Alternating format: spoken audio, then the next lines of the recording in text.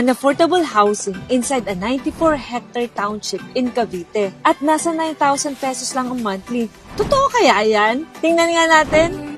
Ang New Leaf ay matatagpuan sa 13 Martires, Cavite. Alam nyo ba na 4.7 kilometers lang ang Cavite Provincial Capital at ang 13 Martires SM sa New Leaf Project.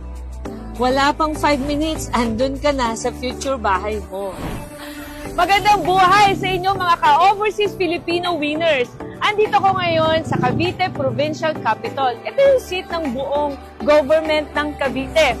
Samahan niyo ako because this is your once-in-a-lifetime opportunity na magkaroon ng inyong dream house and lot na magaan sa bulsa. Tara na! You've been picking fights, the shadows twice your size.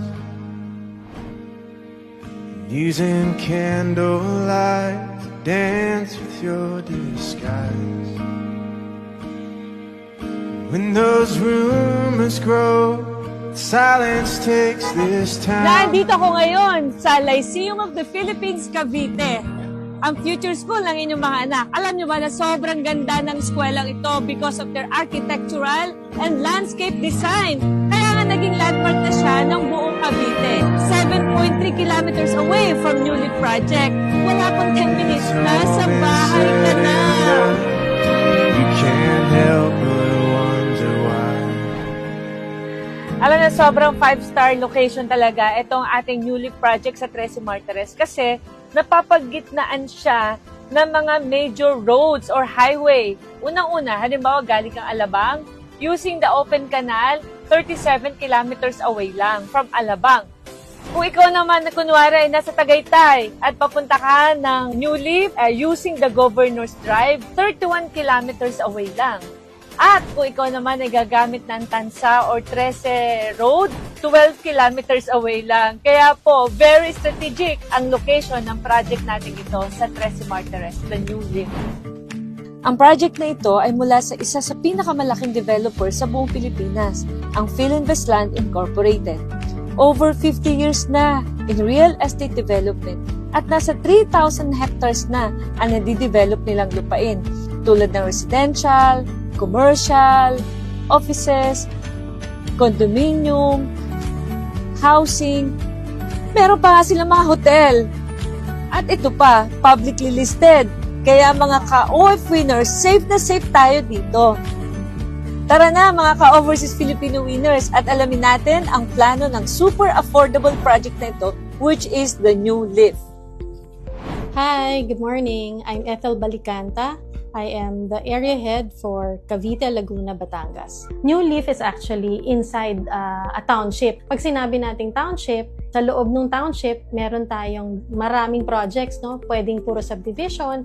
And then sometimes naman, pag mas malaki yung location, minsan meron ding condominium sa loob. Within the township, meron tayong nakaplan na town center.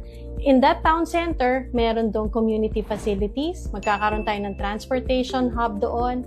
Potentially, we will also have a church and an educational institution sa loob. Kasi ang intention natin, yung town center na yon, yan lahat yung magpo-provide ng basic needs ng mga residents na mapupunta sa loob ng township.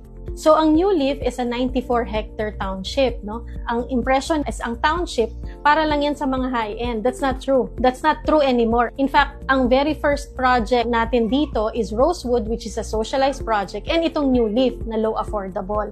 Actually, last chance na natin to para maging part ng township sa napakababang presyo.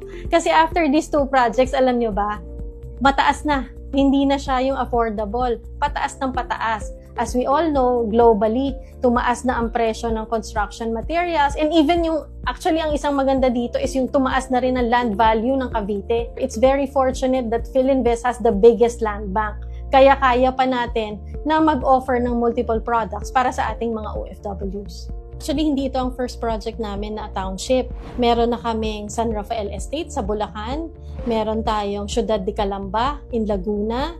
And then we also have Philinvest City, nasa Alabang lang yan. And then meron tayo sa Rizal, Havila Estates. No? So sa Luzon pa lang, actually napakarami na namin township. Meron pa kami sa Visayas and Mindanao. Very big establishments yan or developments ng Philinvest. Update ko lang din kayo doon sa development. No? Right now, yung amenities natin sa Phase 1, actually ongoing construction na siya. Yung sa Phase 2 naman, magkakaroon din siya ng sarili niyang amenity. Yung parehas na phases natin na yon, magkakaroon sila ng sarili-sariling clubhouse, may swimming pool, may children's playground, and then may basketball court. Itong New Leaf 2 natin is in a pre-selling stage. No? So, pag ganyang nasa pre-selling stage tayo, nasa introductory price. So, sinigurado namin na para sa mga OFWs natin na nagtatrabaho abroad, ay maging affordable ito.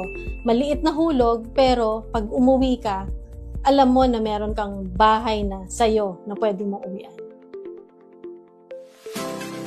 Okay mga ka-OFBers, silipin natin ang mga model unit.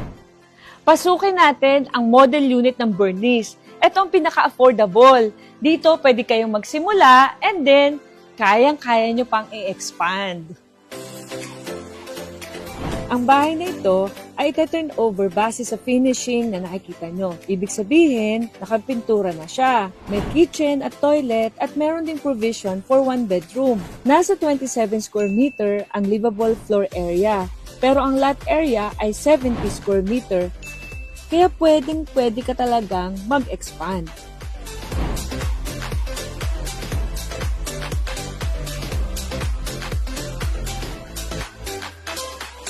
Meron ng working toilet at faucet at nakaabang na rin ang mga electrical outlet and light fixtures. Ito naman ang view na makikita mo. May space pa sa gilid, hindi dikit-dikit. Ganon din sa likod at sa harap. Wow! Ayan no! Meron pa kayong malaking space, 1.7 meters. And then, pwede kayo maglagay ng dirty kitchen at saka laundry space ninyo. Naku, ang ganda. Sarap imagining. Pwede rin kayo maglagay ng bubong para sa car park ng kotse nyo, na pwede rin maging tambayan habang wala pa kayong kotse. Sa mga pagpalang buhay, ako po si David David II, isa pong condo investor dati, pero ngayon po ay nakapag-invest rin sa katulad po nito, na isang bungalow na house and lot. Very important po pala yung space, no? So, ang maganda po sa ganitong investment, meron po kayong nalalakaran sa labas, hindi mo feeling para kang masikip, no? Dahil marami kang nalalakaran at marami kang na-maximize sa iyong kapaligiran. At ang maganda pa nito sa mga first-time investors, ito po ay 9,000 pesos lang per month ang hulog. At ang good news, ang isang Bernice na katulad nito ay magdodoble ang presyo base sa Colliers International by 2030. At para sa mga nagtatrabaho naman sa Manila, ang maganda po sa Cavite, ito po yung pinakamalapit na, south of Manila actually, no? At maganda po dito ay very affordable pa kumpara sa Manila na napakamahal na. Meron din silang promo, easy turnover for overseas Filipino. Kahit 10% pala na babayad at pasado ka sa bank loan, pwede mo nang makuha ang susi ng bahay mo. At kung nabitin kayo sa space nyo sa single story, meron din tayong 2-story option. Nakakasya ang buong pamilya mo. Ito ang Diana model. Meron itong 37 square meter livable floor area. At ito ay up and down at may provision na rin for 2 bedroom. Living room, dining room, kitchen at carport. Share ko lang mga ka-OFBiner, bakit bare ang bahay? Kasi nga, magagaling tayong mga Pinoy na mag-dress up, bihisan ang ating future bahay para mas maganda at taste natin. Didesign mo ang bahay mo sa sarili mong gusto. Hello po, ako po pala si Aldrin S. Ganancial po, 33 years old. Isa po akong fourth engineer po sa Barpo. Isang malaking accomplishment po sa buhay po na nakapagpundar po ako ng bahay at lupa. Inspirasyon na din po sa mga kapwa ko OFW po na at early age dapat mag-invest na po sila as soon as possible. Kasi po alam ko, aware po ako na every year po tumataas po yung value po nung property po. Yung goal ko po kasi as OFW, ayaw ko po na tumagal sa pagbabarko. Kaya as early as possible, mag-invest na po. Kasi yung plano ko po is kukuha ng mga units tapos papaupahan. Sa mga kapwa ko po, OFW po, maganda po na mag-invest na po tayo po as early as possible po. Ngayon po, mayroon po doon sa may New Leaf po, mga available units. Pagkakaalam po, paubusan na po doon. Kaya ano pang iniintay nyo? Kuha na kayo!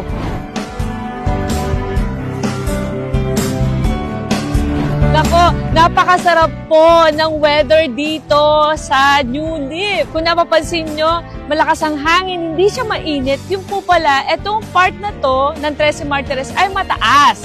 Kaya po, make sure na huwag niyong palampasin ang opportunity na ito. Kasi ito ay pre-selling pa lang. Kaya sa halagang 9,000 pesos monthly, pwede na kayong magkaroon ng sariling bahay at lupa and you get to spend a safe and quality time with your family.